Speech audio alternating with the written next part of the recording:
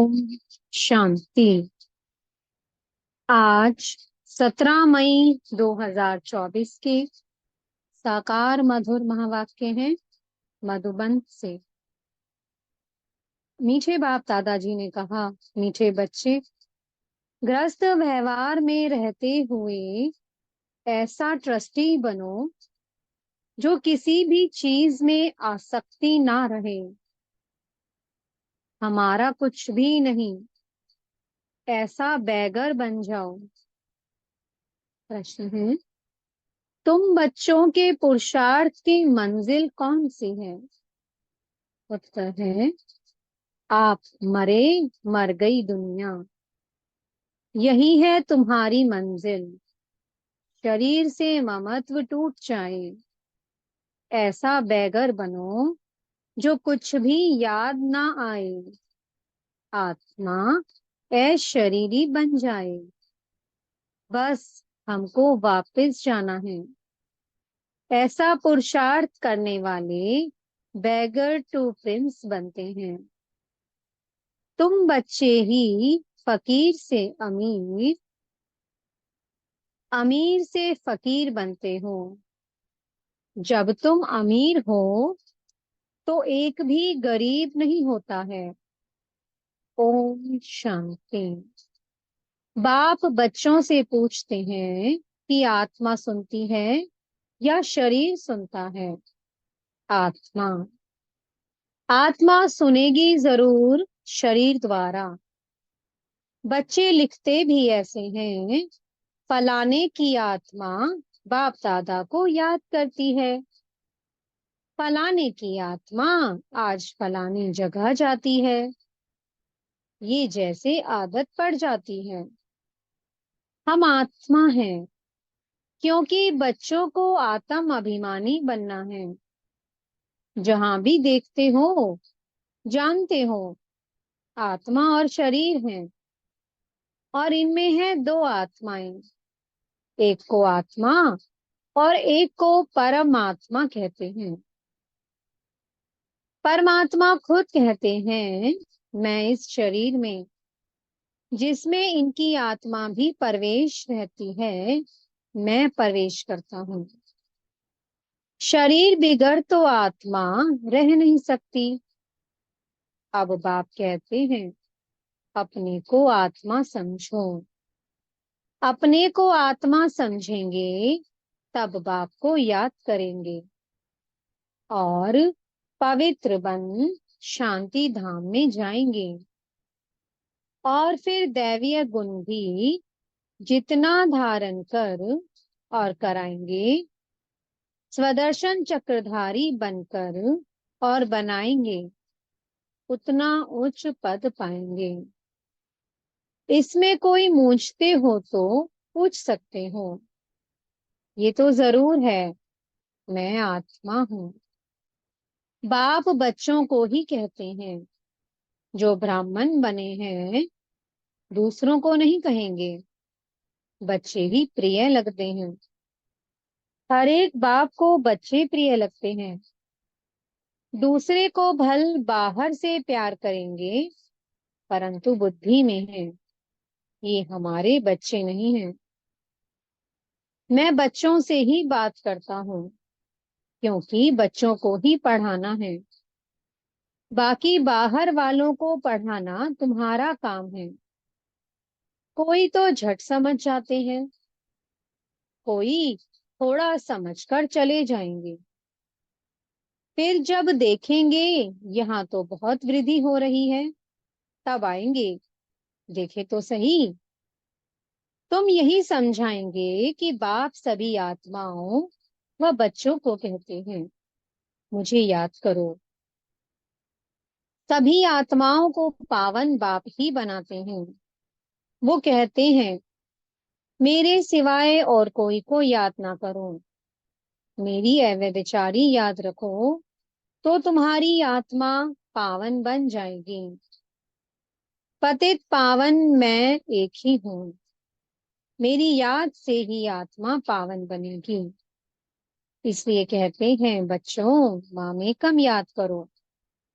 बाप ही पतित राज्य से पावन राज्य बनाते हैं, लिबरेट करते हैं, कहाँ ले जाते हैं? शांति धाम, फिर सुख धाम। मूल बात ही है पावन बनने की।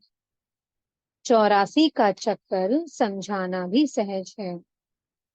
चित्र देखने से ही निश्चय बैठ जाता है। इसलिए बाबा हमेशा कहते रहते हैं, म्यूजियम खोलो भभके से, तो मनुष्यों को भभका खींचेगा। बहुत आएंगे। तुम यही सुनाएंगे कि हम बाप की श्रीमत पर ये बन रहे हैं। बाप कहते हैं, मामेकम याद करो और दैवीय गुण धारण करो। बैज तो जरूर साथ होना चाहिए। तुम जानते हो, हम बैगर टू प्रिंस बनेंगे। पहले तो श्री कृष्ण बनेंगे ना। जब तक श्री कृष्ण ना बने तब तक श्री नारायण बन ना सके। बच्चे से बड़ा हो तब नारायण नाम मिले। तो इनमें दोनों चित्र हैं। तुम यह बनते हो। अभी तुम सब बैगर बने हुए हो। ये ब्रह्मा कुमार कुमारियां भी बैगर्स हैं। इनके पास कुछ भी नहीं है। बैगर अर्थात जिनके पास कुछ भी ना हो। कोई कोई को हम बैगर नहीं कहेंगे। ये बाबा तो है सबसे बड़ा बैगर। इसमें पूरा बैगर बनना होता है। गृहस्थ व्यवहार में रहते आसक्ति तोड़नी होती है। तुमने ड्रामा अनुसार आसक्ति तोड़ दी है। निश्चय बुद्धि ही जानते हैं, हमारा जो कुछ है वह बाबा को दे दिया। कहते भी है ना, हे भगवान, आपने जो कुछ दिया है वह आपका ही है, हमारा नहीं है। वह तो होता है भक्ति मार्ग। उस समय तो बाबा दूर था, अब बाबा बहुत नजदीक है। सामने उनका बनना होता है। तुम कहते हो बाबा, बाबा के शरीर को नहीं देखना है। बुद्धि चली जाती है ऊपर। भल ये लोन लिया हुआ शरीर है, परंतु तुम्हारी बुद्धि में है हम शिव बाबा से बात करते हैं। ये तो किराए पर लिया हुआ रथ है, उनका थोड़े ही है। ये तो जरूर है, जितना बड़ा आदमी होगा तो किराया भी बहुत मिलेगा।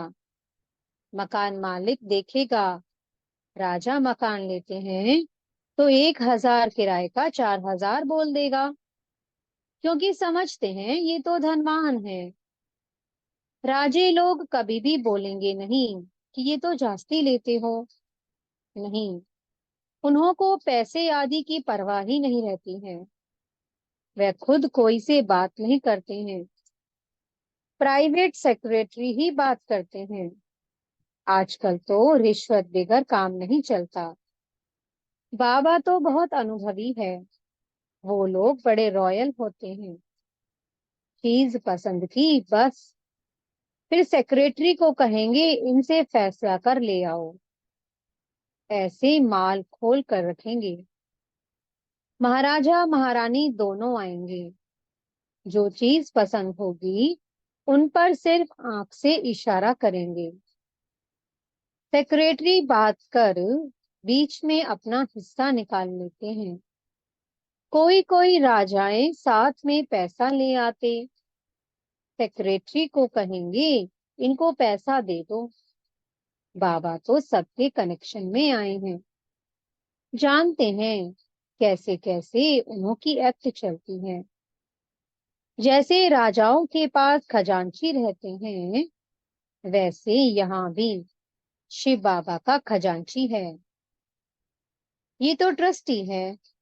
बाबा का इनमें कोई मोह नहीं है।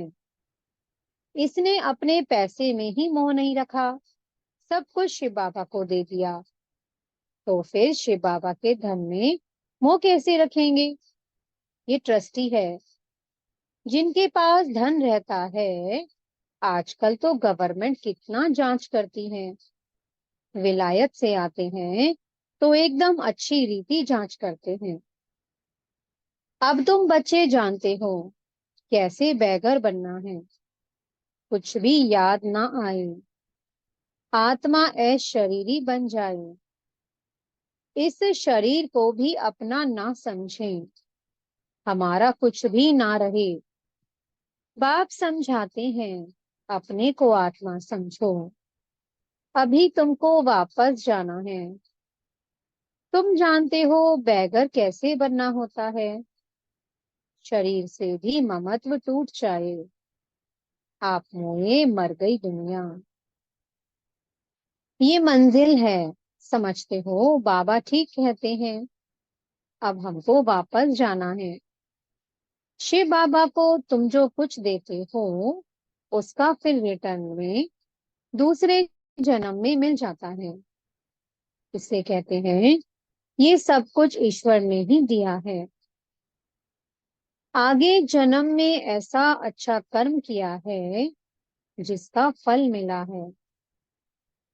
शिव बाबा रखता किसका भी नहीं है। बड़े बड़े राजाएं, जमींदार आदि होते हैं तो उनको नजराना भी देते हैं। फिर कोई नजराना लेते, कोई नहीं लेते। वहां तो तुम कुछ भी दान पुण्य नहीं करते हो, क्योंकि वहां तो सबके पास पैसे बहुत हैं। दान किसको करेंगे। गरीब तो वहां होते नहीं। तुम ही फकीर से अमीर और अमीर से फकीर बनते हो। कहते हैं ना, इनको तंदुरुस्ती बख्शो, कृपा करो, ये करो। आगे शुरू में भी शिव बाबा से ही मांगते थे। फिर वे बेचारी बन गए हैं तो सबके आगे गजाते रहते हैं। कहते हैं झोली भर दो। कितने पत्थर बुद्धि हैं। कहते भी हैं पत्थर बुद्धि से पारस बुद्धि बनाते हैं। तो तुम बच्चों को खुशी बहुत रहनी चाहिए। गायन भी है, अतीन्द्रिय सुख पूछना हो तो गोपी वल्लभ के गोप गोपियों से पूछो। किसको बहुत फायदा होता है तो बहुत खुशी होती है। तो तुम बच्चों को भी बहुत खुशी रहनी चाहिए। तुमको 100% खुशी थी, फिर घटती गई, अब तो कुछ भी नहीं है। पहले थी बेहद की बादशाही, फिर होती है हद की राजाई, अल्पकाल के लिए। अब बिरला के पास कितनी ढेर मिल्कियत है, मंदिर बनाते हैं, उससे कुछ भी नहीं मिलता। गरीबों को थोड़े ही कुछ देते हैं। मंदिर बनाया जहाँ मनुष्य आकर माथा टेकेंगे। हाँ, गरीब को दान में देते हैं तो उसका रिटर्न में मिल सकता है। धर्मशाला बनाते हैं तो बहुत मनुष्य जाकर वहां विश्राम पाते हैं। तो दूसरे जन्म में अल्पकाल के लिए सुख मिल जाता है। कोई हॉस्पिटल बनाता है तो भी अल्पकाल के लिए सुख मिलता है, एक जन्म के लिए। तो बेहद का बाप बच्चों को बैठ समझाते हैं इस पुरुषोत्तम संगम युग की बहुत महिमा है। तुम्हारी भी बहुत महिमा है जो तुम पुरुषोत्तम बनते हो। तुम ब्राह्मणों को ही भगवान आकर पढ़ाते हो, वही ज्ञान का सागर है। इस सारे मनुष्य सृष्टि रूपी वृक्ष का बीज रूप है। सारे ड्रामा के आदि मध्य अंत का राज समझाते हैं। तुमसे पूछेंगे क्या तुमको पढ़ाते हैं। बोलो, क्या ये भूल गए हो। गीता में भगवानुवाच है ना, मैं तुमको राजाओं का राजा बनाता हूँ। इसका अर्थ तुम अभी समझते हो। पतित राजाएं पावन राजाओं की पूजा करते हैं, इसलिए बाप कहते हैं तुमको राजाओं का राजा बनाता हूँ। ये लक्ष्मी नारायण स्वर्ग के मालिक थे ना, स्वर्ग के देवताओं को द्वापर कलयुग में सब नमन पूजन करते हैं। इन बातों को अभी तुम समझते हो, भक्त लोग कुछ भी समझते थोड़े हैं। वह तो सिर्फ शास्त्रों की कहानियां पढ़ते सुनते रहते हैं। बाप कहते हैं, तुम जो गीता आधा कल्प से पढ़ते सुनते आए हो, उससे कुछ प्राप्ति हुई? पेट तो कुछ भी भरा नहीं, अभी तुम्हारा पेट भर रहा है।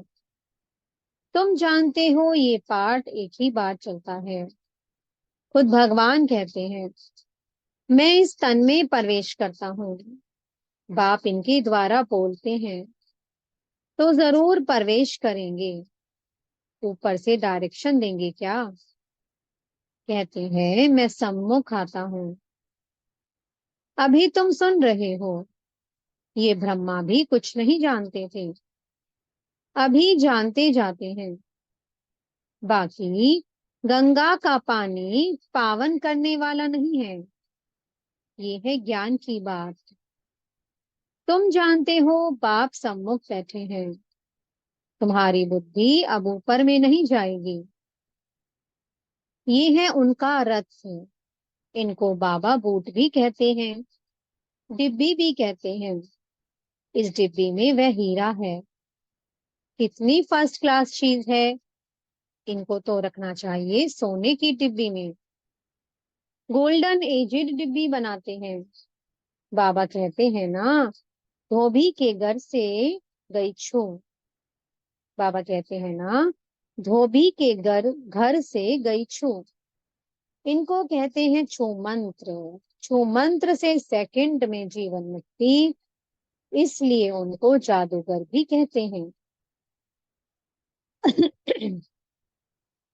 सेकंड में निश्चय हो जाता है, हम ये बनेंगे। ये बातें अभी तुम प्रैक्टिकल में सुनते हो। पहले जब सत्य नारायण की कथा सुनते थे तो ये समझते थे क्या?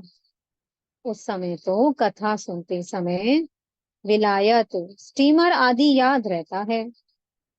सत्य नारायण की कथा सुनकर फिर मुसाफरी पर जाते थे। वह तो फिर लौट आते थे। बाप तो कहते हैं, तुमको फिर इस छीछी दुनिया में लौटना नहीं है। भारत अमरलोक, स्वर्ग, देवी देवताओं का राज्य था। ये लक्ष्मी नारायण विश्व के मालिक है ना। इनके राज्य में पवित्रता, सुख, शांति थी। दुनिया भी ये मांगती है, विश्व में शांति हो, सब मिलकर एक हो जाएं। अब इतने सब धर्म मिलकर एक कैसे होंगे? हर एक का धर्म अलग, फीचर्स अलग अलग, सब एक कैसे होंगे? वह तो है ही शांति धाम, सुख धाम। वहां एक धर्म, एक राज्य होता है, दूसरा कोई धर्म ही नहीं। जो ताली बजे उसको विश्व में शांति कहा जाता है। अभी तुम बच्चों को बाप पढ़ा रहे हैं, ये भी जानते हो सब बच्चे एक रस नहीं पढ़ते हैं, नंबरवार तो होते ही हैं। ये भी राजधानी स्थापन हो रही है। बच्चों को कितना समझदार बनाया जाता है। ये है ईश्वरीय यूनिवर्सिटी। भक्त लोग समझते नहीं हैं, अनेक बार सुना भी है। भगवानुवाच, क्योंकि गीता ही भारतवासियों का धर्मशास्त्र है। गीता की तो अपरम अपार महिमा है। सर्वशास्त्रमयी शिरोमणि भगवत गीता है। शिरोमणि अर्थात श्रेष्ठ से श्रेष्ठ, पतित पावन, सदगति दाता है ही एक भगवान, जो सभी आत्माओं का बाप है। भारतवासी अर्थ को समझते नहीं हैं, बेसमझी से सिर्फ कह देते हैं सब भाई भाई हैं। अभी तुमको बाप ने समझाया है, हम भाई भाई हैं। हम शांति धाम के रहने वाले हैं, जहाँ यहाँ पाठ बजाते बजाते हम बाप को भी भूल जाते हैं, तो घर को भी भूल जाते हैं। जो बाप भारत को सारे विश्व का राज्य देते हैं, उनको सब भूल जाते हैं। ये सब राज बाप ही समझाते हैं। अच्छा, मीठे मीठे सी की लगे बच्चों प्रति माता पिता बाप दादा का याद प्यार और गुड मॉर्निंग। रूहानी बाप की रूहानी बच्चों को नमस्ते। हम रूहानी बच्चों की मीठे रूहानी बाप दादा जी को बहुत बहुत याद प्यार, गुड मॉर्निंग और नमस्ते। धारणा के लिए मुख्य सार है।